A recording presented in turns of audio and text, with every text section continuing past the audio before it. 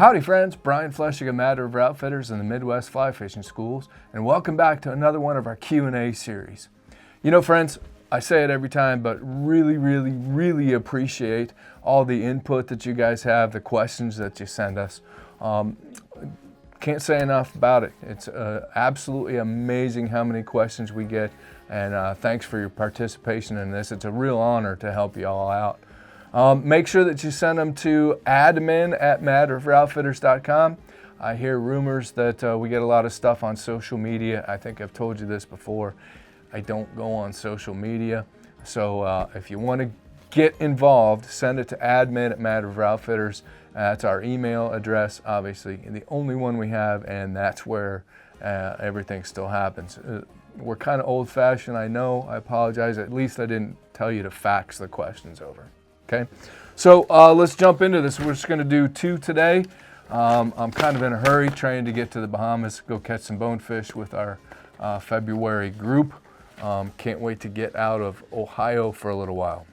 So anyway, we'll get started with Daniel Liberty from Manteca, California. Daniel says, I'm new to fly fishing and I was wondering what I'm doing wrong. After fishing, I have 3 or more knots in my leader most of the time. Well, Daniel, I believe that we've covered this before, and our fine camera lady, Juanita, I'm sure will put the link right there to a previous video that I did about creep in your cast. And what's happening is you're coming forward too soon. Watch that video, but let me explain it to you. When you send your cast up and behind you and you stop, you're creeping forward too soon, then having to push it too hard, and that's what's causing a tailing loop. It's called a tailing loop, and that's what's tying knots in your fly line, often referred to as wind knots. And as Lefty Cray used to say, there's no such thing as wind knots, there's only bad casting knots. Now, I'm not saying you're a bad caster. You're probably pretty good, but better than you think, but you're just coming forward too soon, causing a tailing loop, causing those knots. I promise you, if you watch that video and go out and practice this and make sure that you don't, we also called it premature evacuation of the upcast, and nobody likes premature evacuation. So there you go, Daniel, check that video out. You're creeping forward too soon, causing those wind knots, even if there's no wind. Okay? Thanks for the question. We appreciate it. We'll get you a hat and a fly box out there to Manteca, California. Okay, Josh Mills from I don't know where. Josh forgot to tell us where he's from and also no address. So if you're out there, Josh Mills, I can tell you he used to live in Montana, but I don't know where he lives now. So if you're out there, Josh, thanks for the question, and send us an email, and we'll be happy to get you a hat out and the fly box.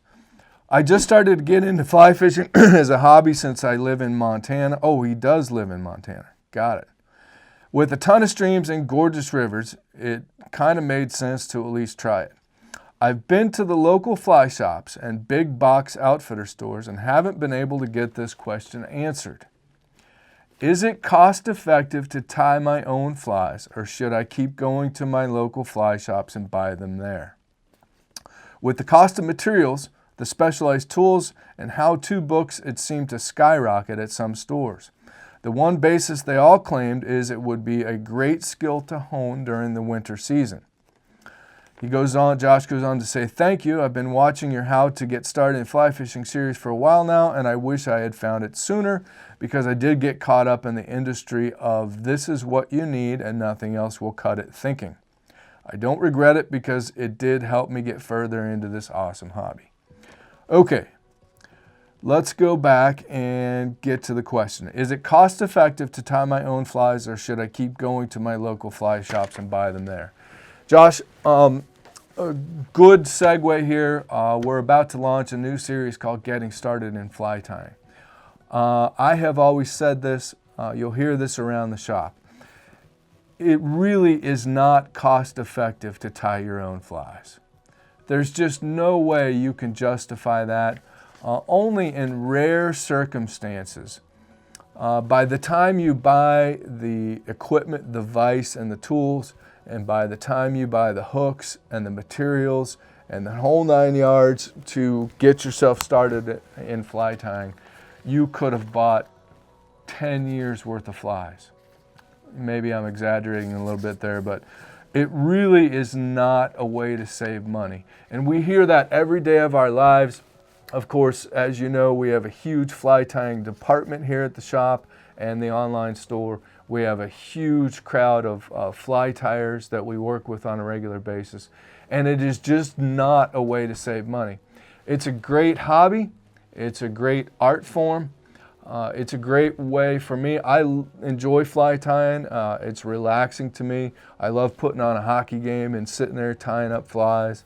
I can tie flies specifically for a certain purpose that maybe I can't buy elsewhere, but by no means have I ever saved any money. It's quite the reverse. I waste tons of money. Every time I sit down to tie a fly, I got to go buy something. So if you're looking to save money, don't get into fly tying. If you're looking for an enjoyable hobby, something fun to do, like you say, the information that you've got, that you were given, that they all claimed it would be a great skill to hone during the winter season, sure. I do a lot of fly tying during the winter in preparation for the season. There's some flies that I do tie for the shop here, and I do most of that during the winter because during the spring, summer, fall, I'm usually out there traveling or fishing or trying to be outside. So Josh, there you have it. No, if you're looking to save money, keep going into fly shops and buying those flies. And as always, we appreciate the questions. Keep them coming. Thanks for tuning in. Send those questions to admin@madriveroutfitters.com. We appreciate everything that you guys do for us. Please stay tuned. Subscribe to our YouTube channel because we got tons more coming at you. Hey you, you're still here? Want to waste some more time? Watch this video. Watch that video. Heck, watch them all.